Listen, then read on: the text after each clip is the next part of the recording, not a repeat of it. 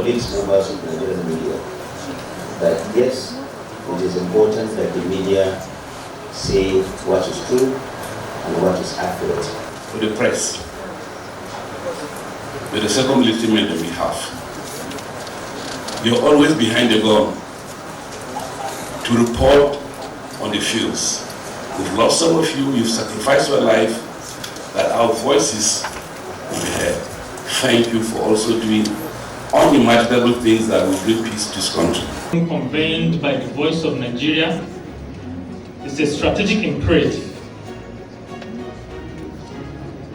It has called all actors together,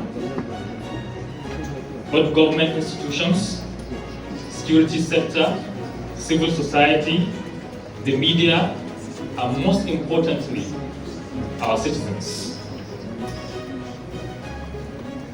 National security is not the sole responsibility of our armed forces. It's necessary for you to be able to place in context the image of the establishment and your enforcement.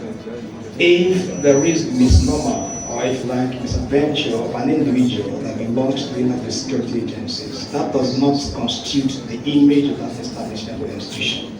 So it's necessary for you to understand that within various establishments there may be deviance, but that does not mean that the behavior of that deviant, it's actually the character of that establishment. So it's in that context that I like to appeal that when in your reporting facts and situations that they occur, put in context the image of the country, because here we're dealing with the image of the country, we're dealing with the sensibilities of the citizens. We are all aware that the security landscape in Nigeria today is increasingly volatile, uncertain and complex and ambiguous, what we refer to as VUCA. Threats to national security have become more intelligent, adaptive and deeply embedded in our communities. The terrorists survive within the communities. If we allow them, they will try. If we disallow them, they will never survive. First and Second World War was very clear. When citizens stood up against the enemy, they didn't give them food, they didn't give them well, because sometimes you see on a team. 16 years we've been fighting Boko Haram, how have they been surviving? Who has been funding them? These are questions we should ask ourselves. Where are they getting the fuel they're getting? They're getting from us.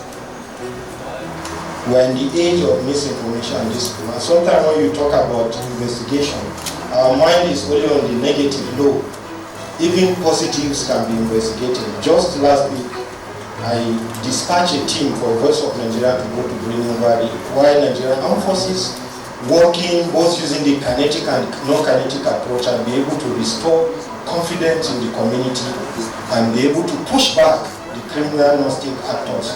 Soon became international brokers in Mandarin and Portuguese ambassador in Indonesia. And I know the Chief of Defense at some point has something to do in China. At some point I think it's strategic course. One of the most important courses in the military for a military officer was done in China.